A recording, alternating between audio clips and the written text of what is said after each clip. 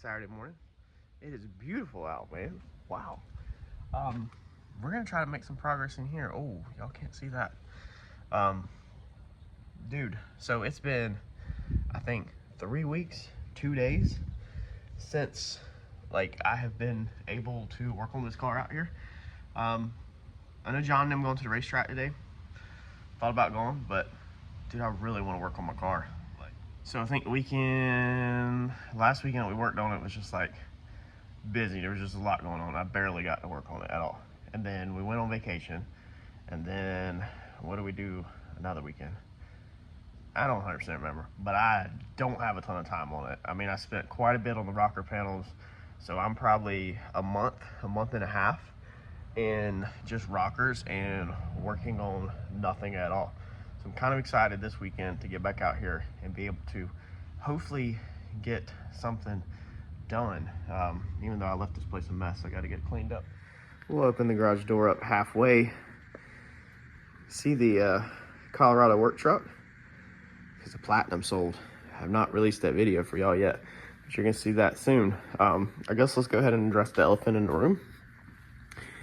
That is this guy. So before we stopped working on this thing, the last weekend I worked on it, I went and purchased this local 36-inch brake. So pretty excited about that. I felt like I was at a point in this build where we were gonna need something.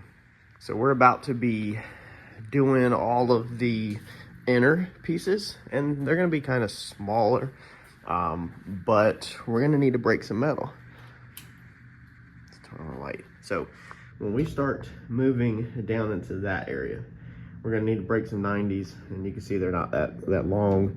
When we get up there, we're gonna need to do some brakes. They're not gonna be that long.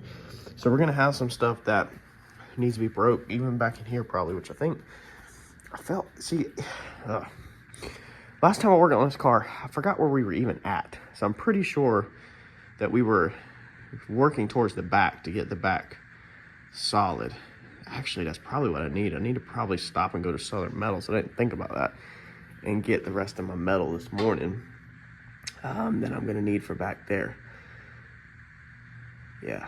See, this is what sucks about like not working on your project in like a month, is then you kind of forget where you're at. I think that's where I was at. Anyway, we picked this up, and this is gonna allow us here at the house to do a lot of this car. I don't think there's gonna be much that we can't do. I mean, we could always break two 36-inch pieces, overlap it, spot weld it together. That's, versus running it up road. I do have that little brake down there. If you remember, we built the Comet's racing wing with that little brake. So now I'm gonna need something to do. I'm gonna need to do something with that little tiny metal brake, because I'll never ever probably use it again now that I have this one.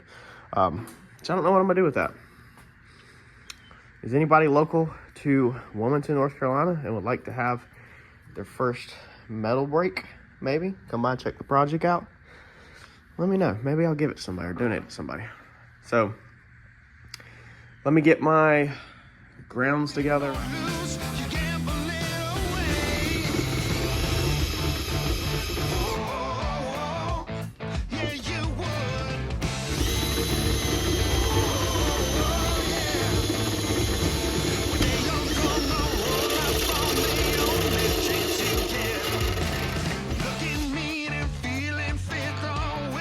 All right, so these are the mounts that I have built. I've just welded them on the bench to get them nice and square. Let's see if this one's still hot. Man, she's still warm. That was literally like 5 minutes or 10 minutes ago.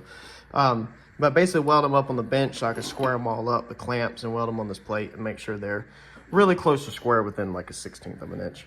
And then go ahead and drill the hole. That way everything's done. So now all I have to do is stick them on the frame. These front mounts, both of these fronts are angled upwards. If you look at that, okay? That's not a trick of the camera. If you look at the frame rail in the background, they're literally angled up. It is very interesting because at first, whenever I seen it, I thought that they were bent. But then when you look closer at all this metal, nothing is bent here. I know it kind of looks like it's curved in here, but I think that's how it's made, because if you actually were here in person looking at it, you could see that there's no paint flaking, no paint chipping, no signs of anything bending, no stress, nothing. Now this door, if you've followed along with this build in every piece of the detail, then you know that we've got tension on this bar up here. So this bar right here, we've got a turnbuckle down there, and we've got tension pushing this A-pillars like this. We're pushing that A-pillar forward so that it doesn't want to sag, because if you just relax it without any structure in there and nothing bolted down or nothing, then it wants to fall back. We went over this in a very early video before we cut the floors out, before we did anything to the car in its factory state. When we unbolted it from the rails, the A-pillar didn't have no more support. And it was very interesting how putting that 45 in there with the turnbuckle, how much support we were able to put in there to get this door back where it opens and closes right.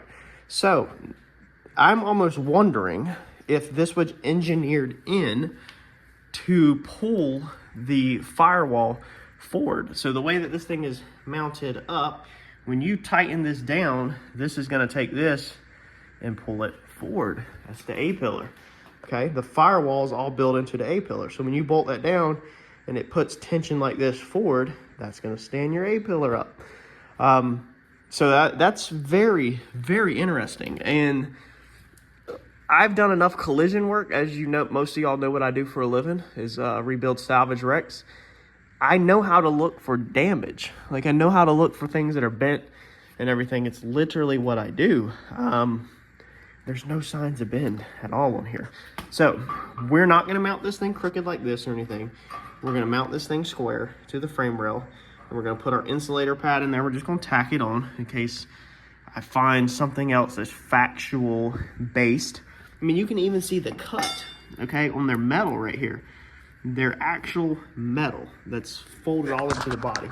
So this piece is all one piece. All right, this is they got a break in it right here. It is literally broke uphill. If you look at that. That is literally broke uphill, all this metal. It literally is all designed to uphill. So that has to be what it is it has to put some tension on that A-pillar just to help keep that A-pillar forward. And they had to know that, you know, when they were building it. So we drilled this hole out to 3/4. I think this is bigger than 3/4, maybe 7/8 or something, but that's got plenty of, it looks really freaking good actually. But when I put my 3/4 bit in there, it still got some play. So anyway, we're gonna roll with 3/4. We're going to put this on there. I'm gonna put the spacer on it real fast. And like I said, we can't bolt it down because it's gonna pull it crooked. So we've got to just square this up to the frame rail, touching up to the back side, and then we'll be able to drop a bolt through it and potentially bolt it down if we wanted to. We're gonna go ahead and do both of these sides on here so that the front firewall is bolted on, because we are trying to work towards cutting the bracing out of the car. Once I do these front two, I think I'm gonna go ahead and then jump to the back, because this is just where I left off last time, and this is not taking too much work to do. So let's get our rubber pieces. So for your rubber pieces, you need insulators. Okay, so you're gonna need something that goes between the body and the mount, okay? Just like when the floor structure goes across here, or you don't want metal on metal or it's gonna be squeaking. We built this at ride height, like our bagged height. So we don't want to lift it. So we don't want to and we don't want to lose floor height. So our floor structure is gonna basically be like this 2x4 sitting on top of these frame rails. So we're gonna lose the thickness of our top hats, okay? Our cross members, our top hats right here. And I just went to Southern Metals, like I said, and got the 2x2. So this is the 2x2 that we're using. But our top hats, these pieces right here that I showed in the previous video, we're gonna lose the height of that plus the thickness of the sheet metal. Then you're also gonna lose the height of the insulator. So you want something very freaking thin, but very durable. That's not easy to find. Whenever you actually start researching it and you're trying to not use the year, make, and model, and you're just trying to dig for something that will work, it's kind of difficult. But here's a little cheat code that I found. These are for like a Model A. These are the insulator pads that a Model A uses. So they have the webbed centers in the rubber for strength. Now these are gonna have to be drilled, obviously. or we used right here, Battlefield Model A parts. So that's who I got them from. If you'd like to give them a call, if you're building a hot rod and you need some insulator, rubbers or whatever, this should work for you. And this was also, when I'm shopping, I'm always shopping for the bang for the buck, always. And for how many pieces come in this kit, this was pretty freaking good option, I felt like. We could always go back later and swap them out if there's an issue, but I think this is going to be perfect. So I think we're going to use these little ones for the floor structures, maybe even like these, because they're going to be pretty thin and we don't need thick bolts. But for our 4 main supports, our front firewall, and maybe even the A pillar to B pillar or something. Actually, we'll have to use B pillar, one of these. But we're going to go ahead and drill 2 of these to fit up here, since it's going to carry a lot of weight with the firewall. It's a big, fat square pad. Once I drill it out, it's going to take a little bit of strength out. I wish I could get this kind of material just in straight rubber and not cut. If anybody has a recommendation on that, the thickness, I mean, this thing is thin. Something that's webbed on the inside, let me know in the comments. I'd be interested in buying a sheet for other insulation purposes. But definitely, if you're looking for insulators, look up Model A body mount spacers, because I think this is going to work perfect for our application. Look at that. I mean, the width, you can't, it literally looks like it's meant to be. So we need to get a 3/4 inch hole put in that now. Not 100% sure the best way to do that. Definitely a drill, but hold it, we'll figure it out.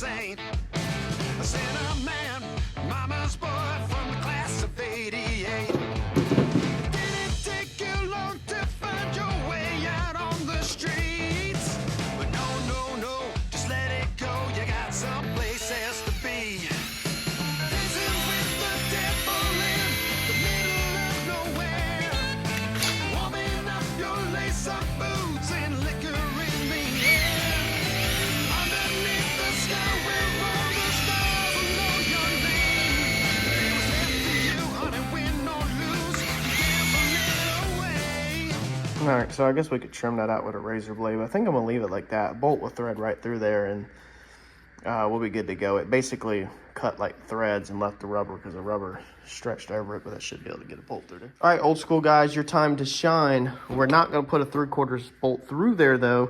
I think we're gonna do the bigger hole so we have a room to, you know, adjustment. So I don't know, maybe 1/2 inch, 5/8, probably 5/8 bolt through there. But I want to line it up perfect. So I needed something laying around that would align that hole perfect, so that even if I'm welding a little bit of a gap, I can weld it. So I grabbed this out of my granddad's toolbox. Now, this is like literally gold. So I'm guessing this is gonna be brass, but I'm not 100% sure. It really looks like brass. So old school guys, this is probably, my granddad was a mechanic back in the 70s. Actually, check out this. This is a pretty cool piece of history right here, if any of y'all old school mechanics remember this. So this was his issued to him at Moore Buick in Jacksonville, North Carolina, and the date issued May 22nd, 1974. So he was a mechanic in the 70s. He has all these pieces. This is his toolbox. So I have a bunch of his old punches and all kinds of stuff like these right here. So why back then, what material is this? Is this brass? I think it is. And why were they using brass punches? Because I feel like this is a very expensive metal versus just a steel punch like we use nowadays. I'm looking forward to somebody answering that question for me, because I'm very curious sometimes about these older tools.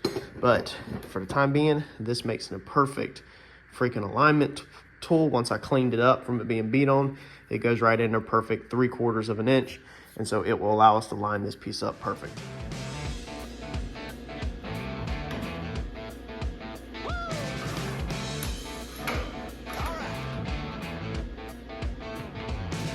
May be wrong, it may be right, but you sure ain't a saint. I said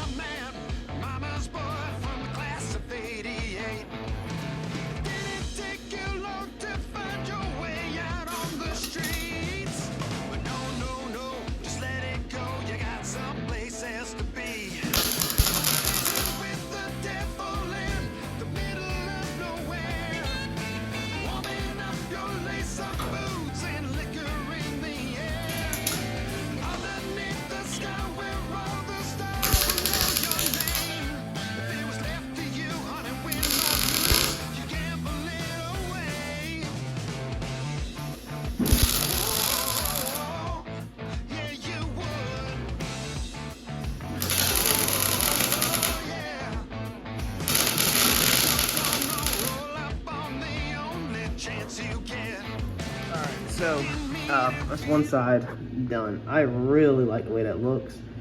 It's not welded 100%. I've just got it welded all the way down here, about 1/4 of an inch there, and then a little on the inside there. It's strong enough now to bolt the cab to it, and it holds perfectly fine. When we get the cab off the frame, we will have stuff to go back and weld. I'm not going to try to weld in places that are not super easy to get to right now. If there's no point in it, we're trying to build a very higher quality build here, and for a garage build, I guess you could say. And I will wait till I can clearly see the weld very precisely to get around on the other side, because it's strong for right now. So that's one down. I did, as you've seen, put the rubber spacer in there, if you called it, when I did it. Rubber spacer's back out now to actually weld it. It'll slip in and out, a little bit of picking up on the body, but it lines up perfect with that. We're gonna put a 5/8 bolt through it. I'm gonna go do the other side, and then that way the two front mounts are done. And then I think we're gonna move to the back.